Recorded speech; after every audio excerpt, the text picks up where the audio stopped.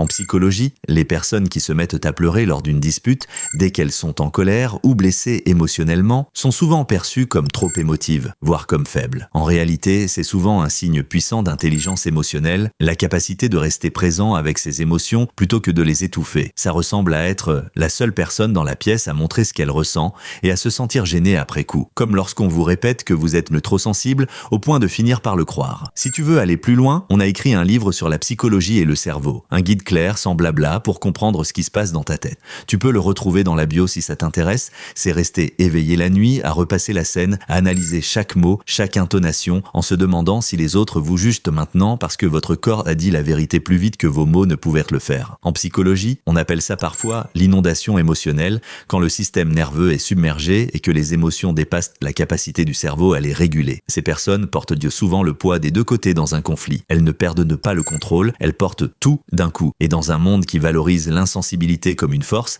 elles sont étiquetées comme dramatiques. En réalité, ce sont elles qui ressentent profondément et parlent avec sincérité, ce qui est bien plus rare qu'on ne le croit.